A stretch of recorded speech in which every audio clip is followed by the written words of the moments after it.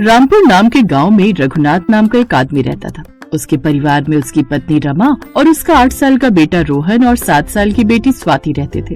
रघुनाथ के पास छोटा सा खेत था जिसमें खेती बाड़ी करके जैसे तैसे वो अपना घर चलाता था। लेकिन एक रोज पता चला कि रघुनाथ को टीबी की बीमारी हो गई है और कुछ समय बाद उसकी मौत हो गई। पिता की मौत के बाद उनकी माँ ने उन्हें काबिल बनाने के लिए मेहनत शुरू कर दी। उसने रोहन को पढ़ाया लिखाया। आगे की पढ़ाई के लिए वो शहर चला गया और पढ़ाई और डिग्री खत्म होने के बाद उसने खुद का काम शुरू कर लिया। ऐसे ही समय बीता और उसकी मेहनत का फल उसे मिल गया। रोहन ने खुद का अच्छा खासा कारोबार शुरू कर लिया। अब वो गरीब नहीं रहे बल्कि शहर के जाने माने अमीर लोग बन गए। रोहन के लिए फिर एक बड़े घर की लड़की निशा का रिश्ता आया और कुछ ही दिनों में उनकी शादी हो गई। भाई की शादी के कुछ दिन बाद स्वाति के लिए भी नवीन नाम के एक लड़के का रिश्ता आया और कुछ महीने बाद वो भी ब्याह कर अपने ससुराल आ गई। उसके ससुराल में उसकी सास नहीं थी। सासू माँ का तो देहांत हो गया है, इसलिए घर में सास ससुर तो है नहीं, लेकिन ये जेठानी लगता है इन्हीं का हुक्म चलता है इस घर में। उसका सोचना एकदम सही भी था। स्वाति के भाई ने उसे ठीक ठाक गहने बना कर दिए थे जिन्हें वो अक्सर घर पर भी पहने रखती थी। ऐसे एक रोज उसको गहनों में लदा देखकर उसकी जेठानी पूनम उससे बोली, कोई जरूरत नहीं है घर में भी यूँ गहनों से लदे रहने की, कहीं चोरी हो गए तो ऐसा करो ये सब तुम मेरे पास रखवा दो, हिफाजत में रहेंगे। भोली भाली स्वाति को लगा कि उसकी जेठानी को उसकी कितनी फिक्र है जो उसके गहनों को संभाल कर रख रही है।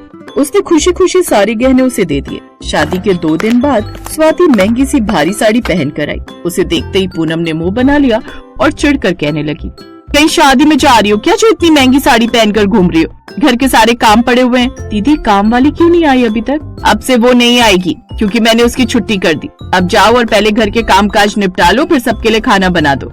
अब शादी के दूसरे दिन से ही वो सारे घर का काम अकेले ही करती। पूनम तो बस उस पर हुक्म चलाती और उससे घर के सारे काम लेती। शादी के 5 महीने बाद ही उसकी हालत काफी खराब हो गई। उसने अपने पति नवीन से कहा, सुनिए जी, मुझे अपने घर जाना है। दीदी खुद तो पूरा दिन आराम करती रहती है और मुझसे घर के सारे काम लेती रहती हैं। तो मुझे कुछ दिन मेरे मायके छोड़ाओ। आज तो मुझे किसी जरूरी काम से मीटिंग में जाना है, लेकिन कल तुम सुबह तैयार रहना, मैं ऑफिस जाते हुए तुम्हें ड्रॉप कर दूंगा। अगले दिन स्वाति सुबह जल्दी तैयार हो गई। उसे तैयार देख पूनम ने पूछा, अरे आज तो न चाय न नाश्ता, और ये क्या? ये तैयार होकर कहाँ जाने की तैयारी हो रही है? वो दीदी मैं अपने घर जा रही हूँ, सोचा कुछ दिन रह आऊं। शादी के बाद ना मायके वालों से ज्यादा लाड न रखो तो ही ठीक रहता है, और तुम मायके चली गई तो फिर यहाँ कौन संभालेगा? खैर जाना है तो जाओ। स्वाति घर का सारा काम खत्म कर देती है और उदास होकर अपने कमरे में बैठ जाती है। क्या हुआ स्वाति, तुम इतनी परेशान क्यों? पता नहीं दीदी मुझसे क्या चाहती हैं। न ठीक से खाने देती हैं, न रहने देती हैं और न ही कहीं जाने देती हैं। ऊपर से मेरे आते ही काम वाली को भी हटा दिया। अच्छा बाबा, अभी तुम शांत हो जाओ, मैं भैया से इस बारे में बात करूंगा। अगले दिन नवीन ने इस बारे में अपने बड़े भाई से बात की। भैया जब से स्वाति यहाँ आई है सारा काम बस वही अकेले करती रहती है। उसके आने के बाद तो भाभी ने काम वाली को भी हटा दिया है। कितने महीनों से वो बेचारी अपने घर भी नहीं गई है। ये सुनते ही पूनम गुस्से में आ गई और वहाँ आकर बोली, अच्छा बीवी क्या आ गई, इसकी भी जुबान खुलने लग गई। और माल तुम लोग खाओ तो काम भी तो करना पड़ेगा ना। अरे तुम दोनों को हराम की खाने की आदत पड़ गई है। भाभी ये अब कैसी बातें कर रही है?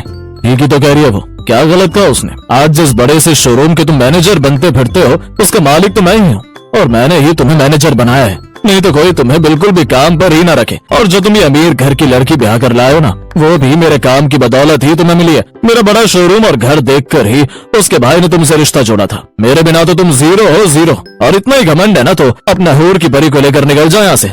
इतनी बेइज्जती बर्दाश्त करने के बाद कौन ही रुकेगा यहाँ भैया। नवीन स्वाति को लेकर वहाँ से चला गया। वो लोग अब बेघर हो गए।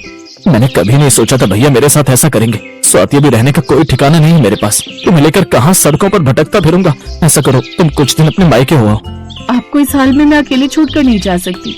हम जिस भी हालत में रहेंगे साथ रहेंगे। स्वाति अपने पति के साथ किराए के कमरे में रहने चली गई।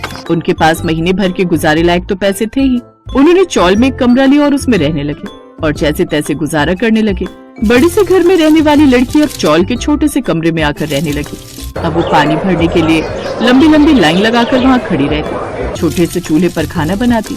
ऐसे एक रोज स्वाति कड़ी धूप में सब्जी का थैला लिए पैदल चली जा रही थी। तभी सिग्नल पर बड़ी सी गाड़ी में रेड लाइट पर उसका भाई खड़ा था। अपनी बहन की ऐसी हालत देख वो जल्दी से गाड़ी से उतरा और अपनी बहन के पास दौड़ कर गया।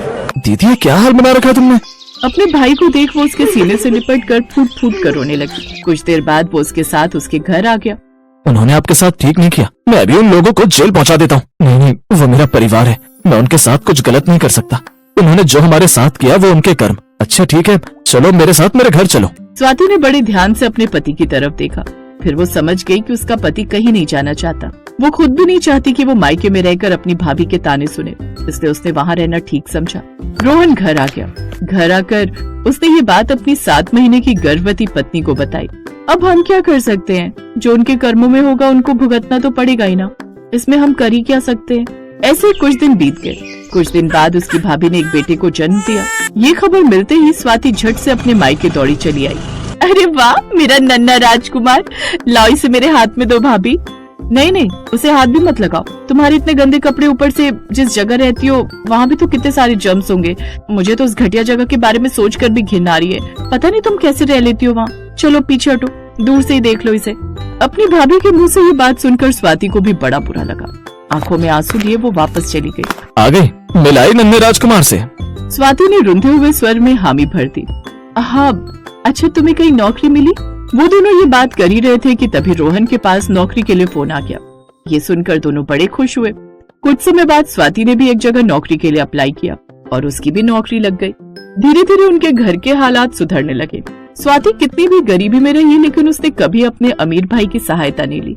उधर उसकी जेठानी और जेठ ने किसी के साथ धोखाधड़ी की, जिसके जुर्म में उन्हें सजा मिल गई और वो जेल चले गए। स्वाति और नवीन को जैसे इस बात की खबर लगी, उन्होंने उन दोनों को छुड़वाने की पूरी कोशिश की और एक रोज उन दोनों को निकाल डाला।